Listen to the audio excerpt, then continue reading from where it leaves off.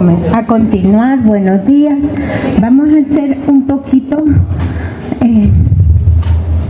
Me regala el tiempo, media hora, aunque suene.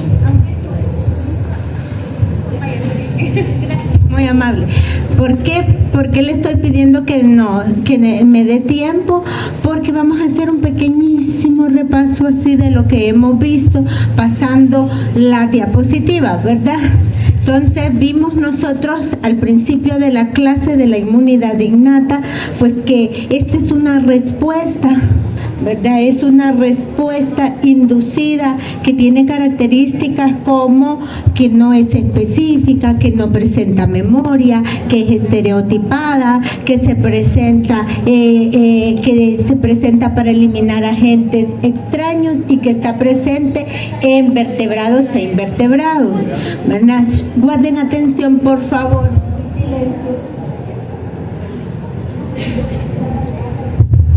Aquí vimos cómo hay una interacción entre las barreras constitutivas y la inmunidad innata. ¿A través de qué? A través de las células del sistema inmune innato, ¿verdad? Muchas de ellas, como las células dendríticas, se ubican a nivel de la piel para reaccionar rápidamente y poder reconocer sobre todo, ¿verdad? Entonces, el concepto, los mecanismos, ya vimos, no los vamos a ver todos porque pues la licenciada de Enríquez nos ayudó con lo que son las quimiosinas, ¿verdad? Que forman parte de los mecanismos de la inmunidad innata. Yo ya expliqué el reconocimiento de lo extraño a través de los PAMs y ahora vamos a ir con la fagocitosis, ¿verdad? Y ya vimos el reconocimiento de los patrones moleculares asociados a patógenos a través de receptores, ¿verdad? Expliqué que en el caso de las células de la inmunidad innata no va a existir ese receptor. No me contestaron la pregunta que yo hice, les queda de tarea porque yo sí lo puedo preguntar, ¿verdad? Expliqué principales ejemplos de PRR, que son las abreviaciones de patrones de reconocimiento, de receptores de patrones de reconocimiento, ¿verdad? En español y en inglés, los diferentes tipos y los que actúan como solubles, actuando como oxoninas, los celulares. Tanto en los celulares expliqué principalmente los TOL porque son los más estudiados. De hecho, vean, cuando yo les expliqué a ustedes qué significa TLRS,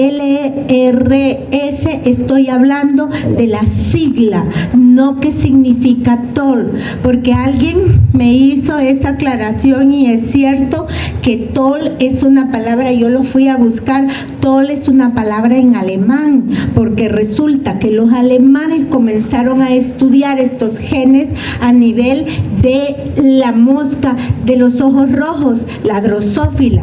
¿Por qué? ¿Qué significa TOL en alemán?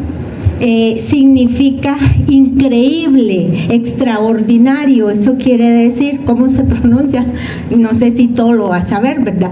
Pero resulta que ellos le llamaron a esas moléculas, a esos genes TOL increíbles, extraordinarios, porque se relaciona con la vida de los embriones de esta mosca. Es decir, que vieron que de allí surgían, o sea, era importante esos genes para que surgieran las larvas de la mosca. Entonces, cuando los estudian después de saber que están en las drosófilas, los estudian, los encuentran también en humanos y en animales. Entonces, es la abreviatura TLRS la que significa esto, no todo. ¿Ok? Entonces, les expliqué que eran receptores de membrana externos y receptores de membrana internos. Son diferentes tipos, los TOL externos en la membrana que los TOL internos, ¿verdad? Les dije para qué estaban los TOL internos, sobre todo, ¿verdad? cómo están formados y lo que producen, los ejemplos, y nos quedamos acá con la fagocitosis. Entonces les expliqué también un poquito acerca de la fagocitosis antes de irnos, y les dije que no es el único mecanismo de la inmunidad innata que responde inmediatamente después de una injuria. ¿Cuál es el primer mecanismo de la inmunidad innata después del reconocimiento que responde a una injuria? ¿Qué les sucede a ustedes después que se han caído y ha sido un buen golpe? ¿Qué se les produce? Inflamación. Y hay dos tipos de inflamación, ¿verdad? Inflamación aguda, que es la característica, la presencia, el mecanismo que se presenta inmediatamente a los minutos de haber sufrido el individuo la injuria, se presenta. Y tenemos el otro tipo de inmunidad, de inflamación, que se presenta con el tiempo, que se llama crónica, ¿verdad? Y que también esa enfermedad, esa inflamación crónica está relacionada con procesos, por ejemplo, de artritis, ¿verdad? Bueno, entonces nosotros hoy, esta mañana, vamos a comenzar hablando de lo que es la inflamación crónica, aguda, ¿verdad? La inflamación aguda no es más que la respuesta vascular y exudativa que se presenta después de una injuria, después de un daño, después de la presencia de un agente o material extraño. ¿Para qué? Para poder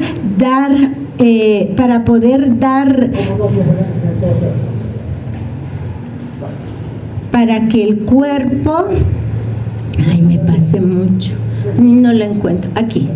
La siguiente, para poder dar respuesta a este agente extraño. Entonces, como les digo, a través de la presencia de ese material extraño, les dijo la licenciada, se van a producir de las células que están injuriadas, se van a producir citocinas, ¿verdad? Se van a producir citocinas, y esas citocinas tienen la característica que van a ir a actuar a nivel de los vasos sanguíneos, del endotelio de los vasos sanguíneos cercanos al sitio de la injuria.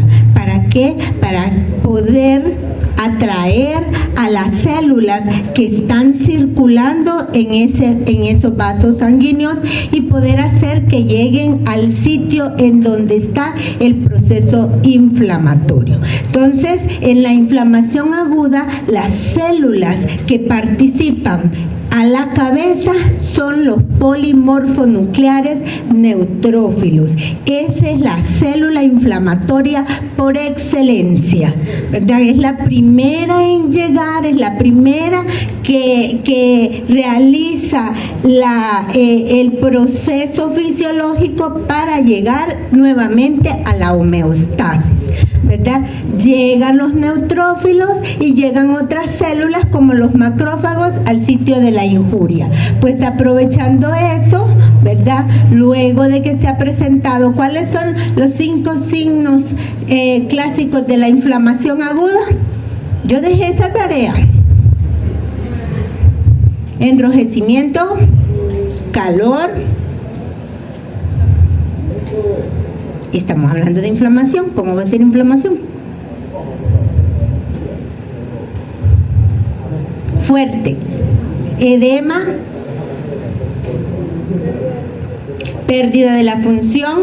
Todo eso se manifiesta, todos esos signos se manifiestan por la presencia de exudado, o sea, de líquido que ha extravasado, de exudado y de células. La presencia va a dar lugar a ese dolor. ¿Por qué? Porque van a comenzar las células de la inflamación aguda y los fagocitos van a comenzar a producir citoquinas.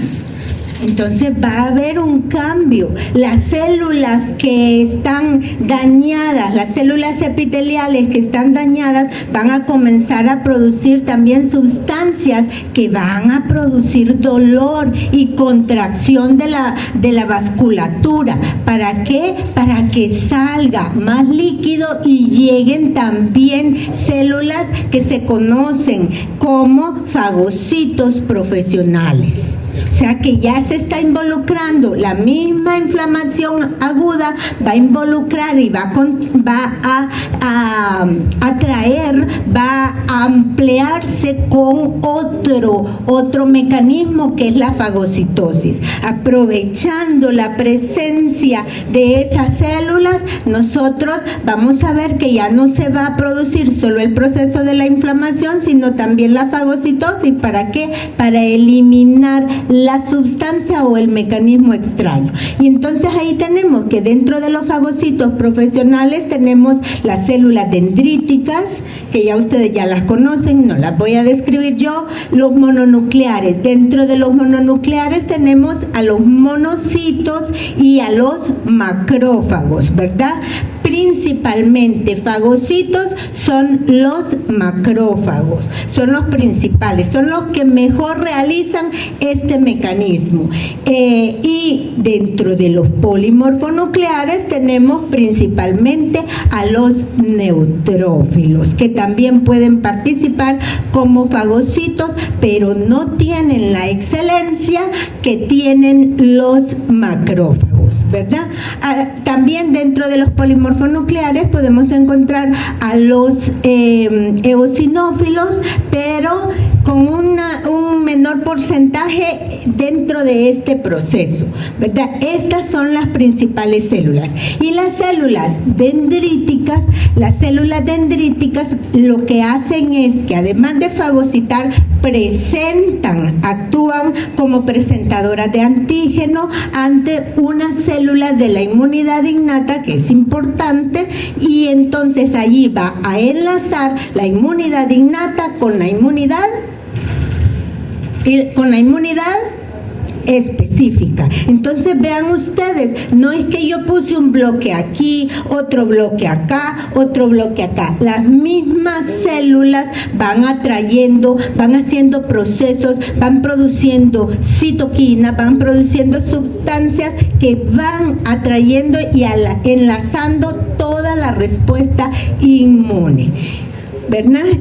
Entonces veamos a continuación el proceso de la fagocitosis. Este comprende de varias etapas. Algunos libros incorporan lo que es la infección, la diapédesis o quimiotaxia, la ingestión o endocitosis, los cambios bioquímicos, las respuestas inflamatorias. Vean ustedes, bueno, ¿y que no iniciamos con respuesta inflamatoria?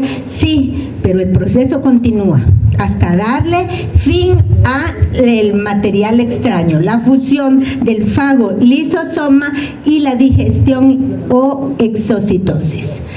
Gracias, no, gracias, es que se me pasan todas. Gracias, muy amable. Entonces ahí tenemos la diapédesis. La diapédesis o quimiotaxia, ustedes la conocen es un proceso que se inicia sobre todo a nivel de lo que es la luz de los vasos sanguíneos, ¿verdad? Y tiene mucha relación aquí las células endoteliales, que son las que recubren el vaso, y las células que circulan en este vaso, que son los polimorfonucleares, ¿verdad? Y los glóbulos rojos, pero a nosotros nos interesan los glóbulos blancos. Entonces, ¿por qué digo que se relacionan en este proceso las células endoteliales?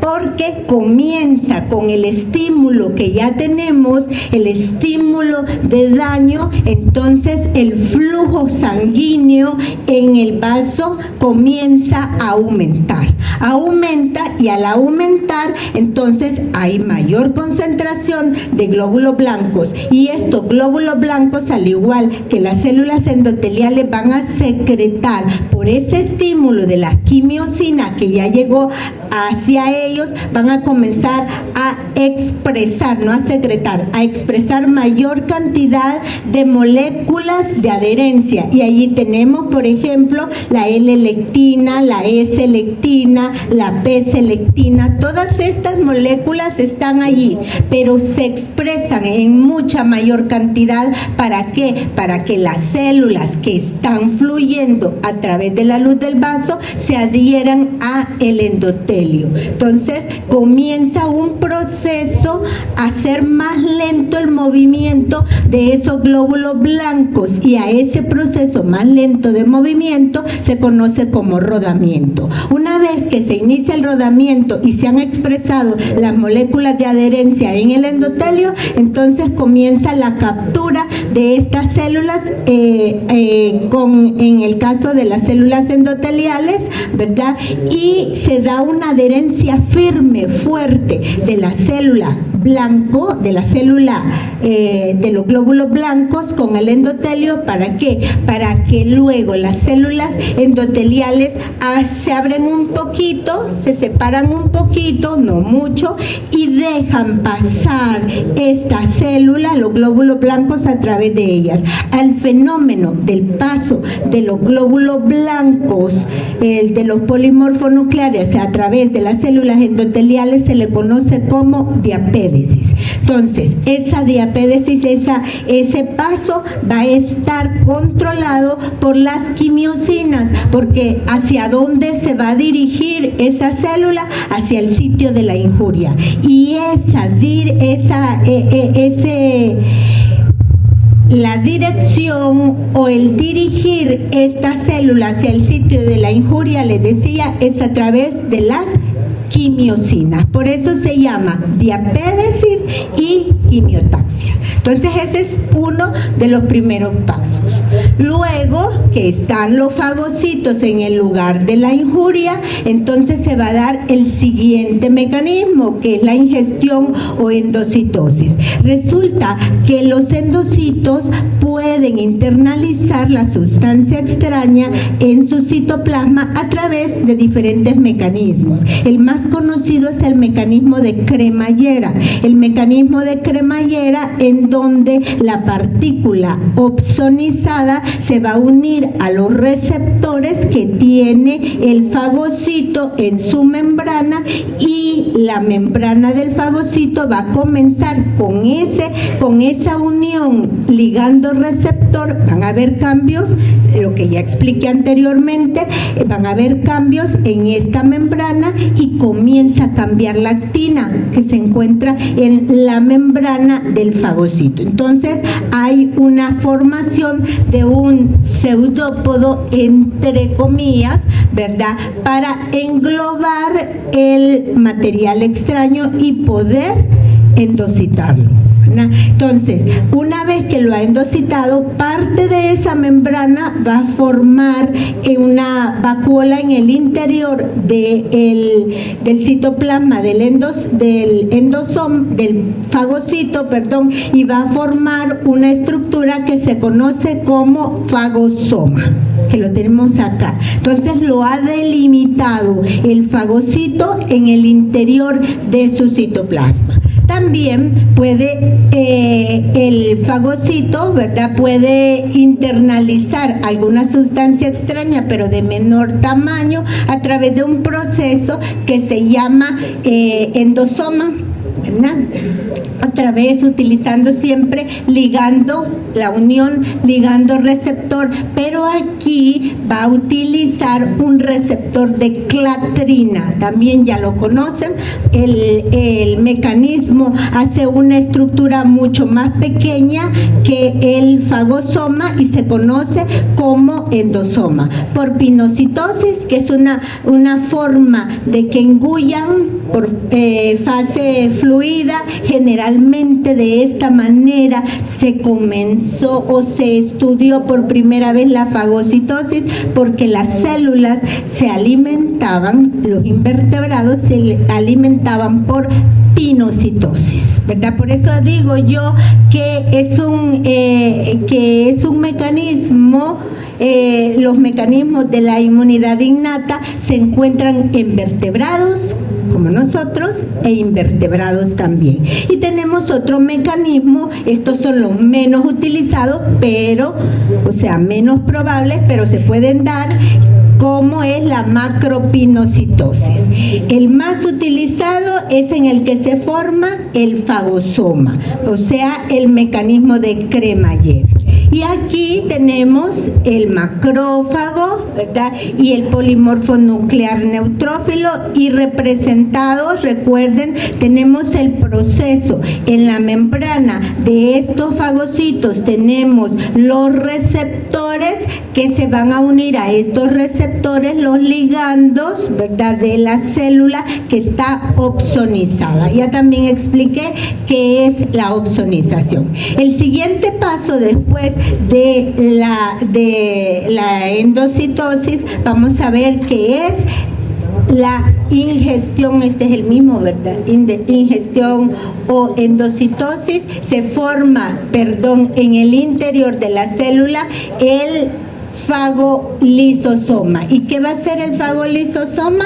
Pues va a ser la vacuola que ha encerrado la sustancia extraña o el microorganismo, y el fagolisosoma va a ser la unión de las vesículas que se encuentran en el interior de ese fagocito y que contienen, por ejemplo, gránulos primarios, gránulos secundarios, enzimas que lo que van a procurar es destruir esta bacteria. Entonces se forma una fusión de estas vacuolas con el fagosoma y se le conoce como fagolisosoma, ¿verdad? Los primeros en unirse, recuerden que son las vacuolas que contienen los gránulos primarios o gránulos azurófilos, que se van a unir a esta célula y van a descargar esos gránulos primarios. Y posteriormente se unen los gránulos secundarios, o sea, se fusionan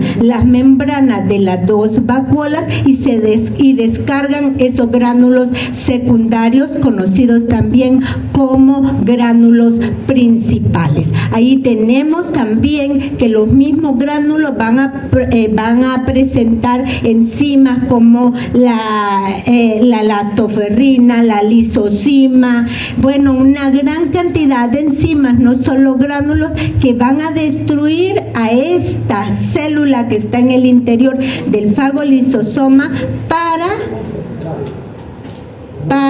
poderla excretar en pedacitos o para poder reutilizar ciertas moléculas, ¿verdad? Llevarlas a moléculas más pequeñas como proteínas e incluso la célula poderlas reutilizar, o la célula poderla presentar, parte de esos pequeñas sustancias, poderlas presentar a otros. Entonces, ¿qué cambios bioquímicos se suceden a nivel de ese fagolisosoma? Ustedes recordarán que como se unen, si estamos hablando, por ejemplo, de este fagolisosoma, entonces en este fagolisosoma va a encontrarse esa membrana que proviene del exterior del fagosoma. Entonces esa membrana va a estar formada por una bicapa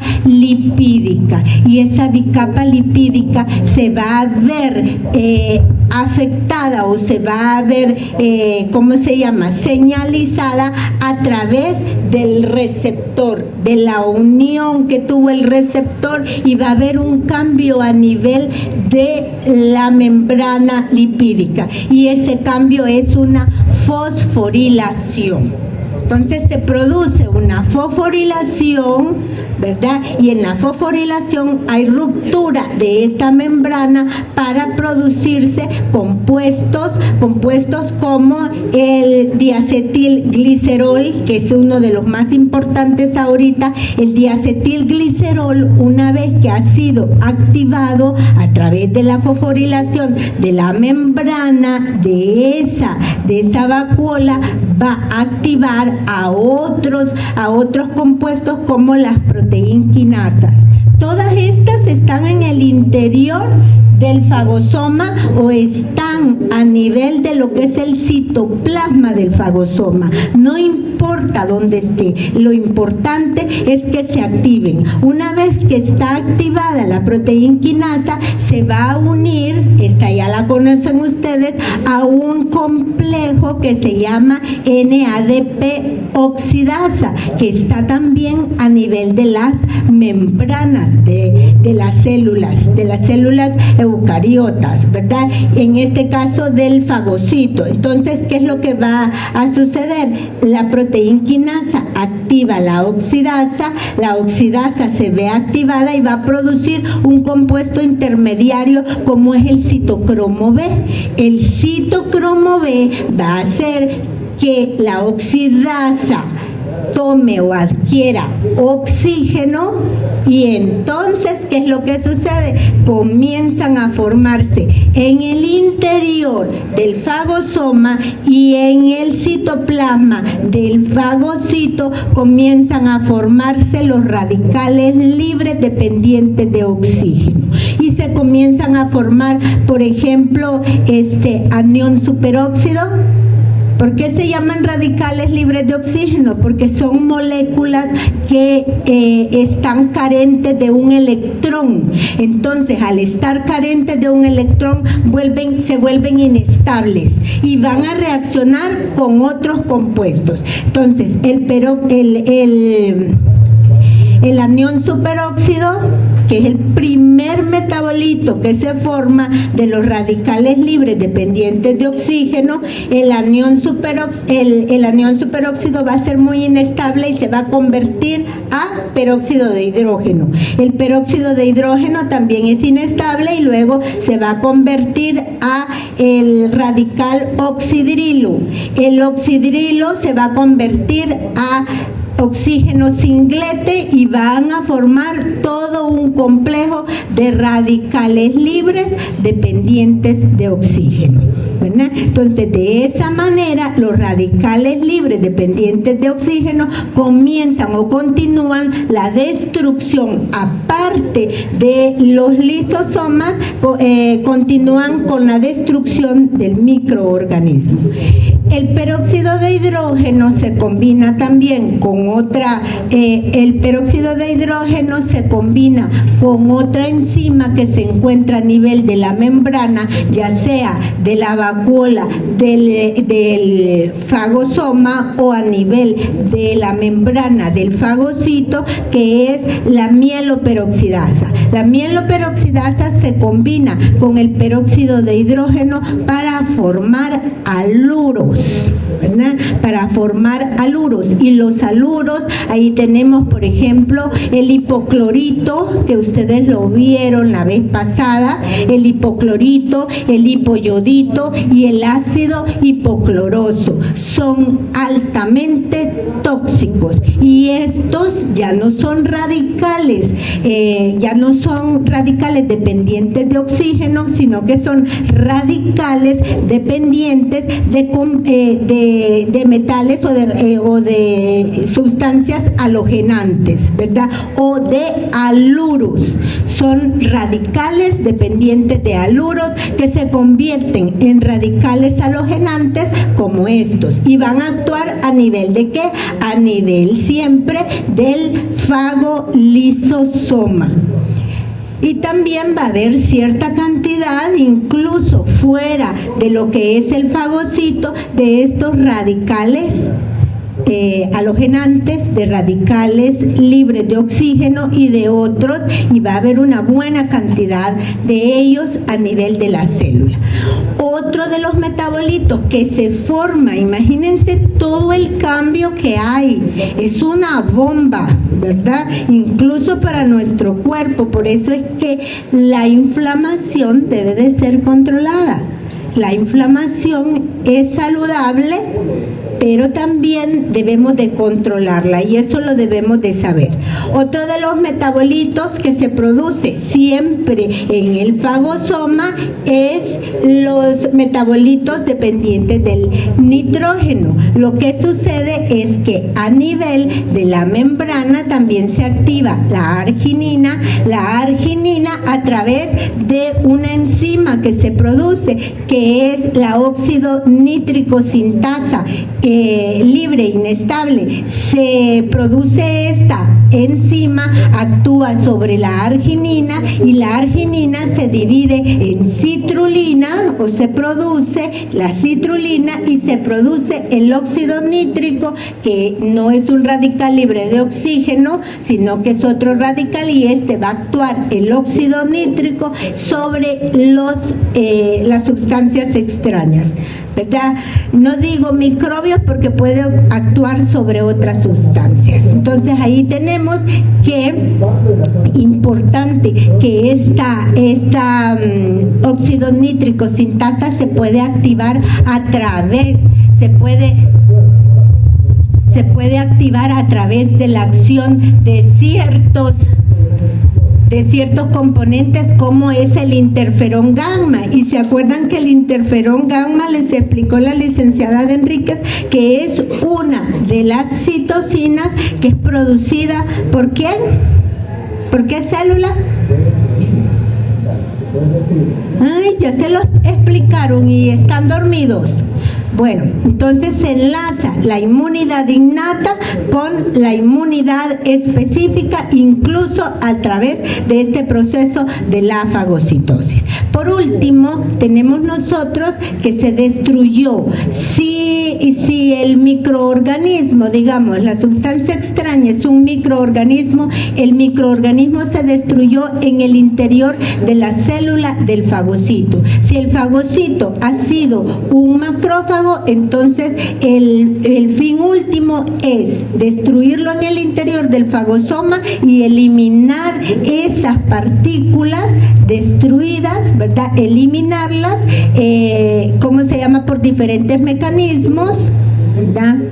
Como por ejemplo a través de la muerte celular programada u otro mecanismo como es la liberación, la digestión y expulsión de esas sustancias, o poder reciclar algunas de esas sustancias y poder ser reutilizadas. Ese es el fin último. Pero si esa célula no ha sido, ya casi terminé, gracias, no ha sido un macrófago, sino una célula dendrítica, el fin último es presentar esas pequeñas partículas, es presentar en la superficie a nivel de la célula dendrítica unas pequeñas partículas de naturaleza peptídica a través de una molécula específica que se llama MHC. ¿Verdad? ¿A quién? A el linfocito T helper, para amplificar más la respuesta.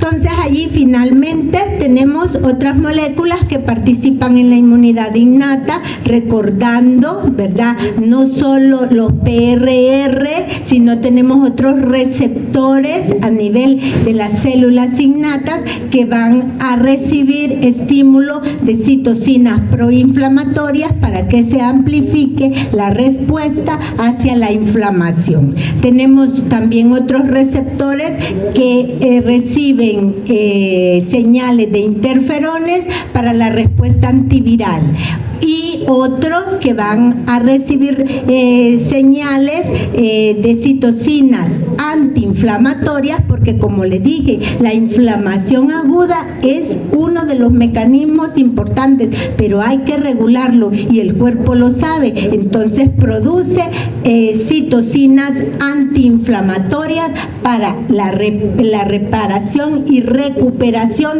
de nuestro mismo cuerpo, ¿verdad?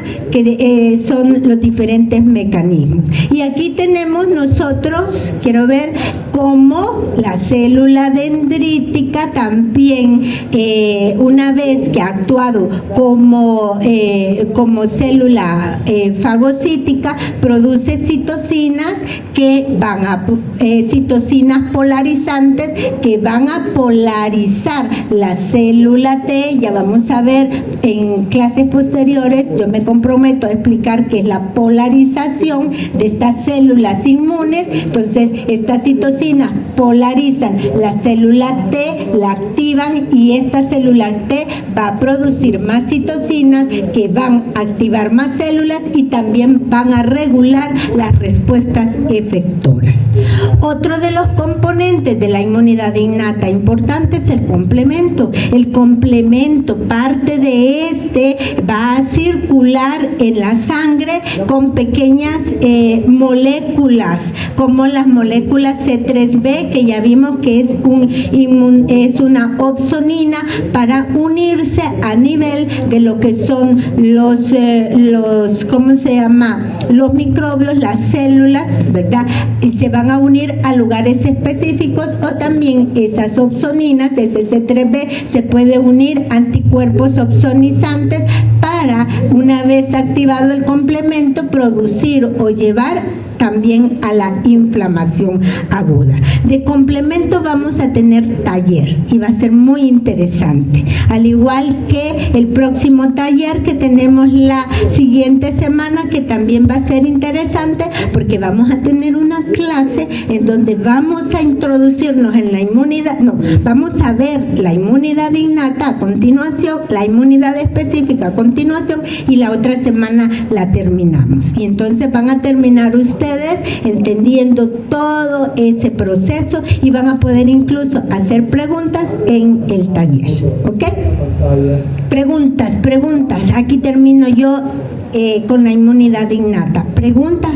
¿No quedó aislado el concepto de lo que es la inmunidad innata con las barreras naturales?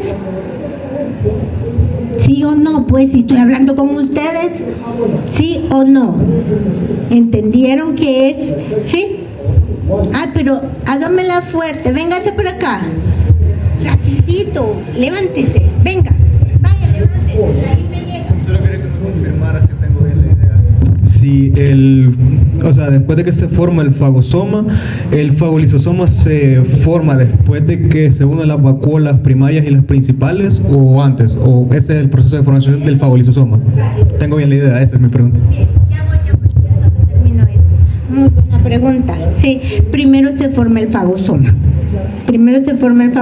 Porque proviene de la membrana del fagocito, ¿cómo se llama? Recubriendo lo que es la sustancia extraña. Primero el fagosoma y luego a ese fagosoma se unen las membranas de las vesículas que circulan o que están en el citoplasma, que son los lisosomas. Entonces se forma el fagosoma y luego la unión del fagosoma con los lisosomas se llama fagolisosoma. ¿Para qué? Para que se descarguen los gránulos. Yo lo mencioné al revés, ¿no?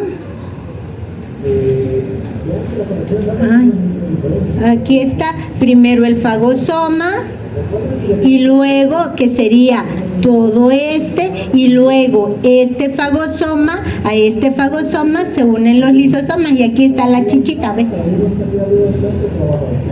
Pues sí, el agregado, miren, aquí está la bacteria, aquí está el fagosoma, y aquí a la unión del fagosoma se le une el lisosoma, se llama fagolisosoma. ¿Ok? Bueno, muchísimas gracias y nos vemos la otra semana.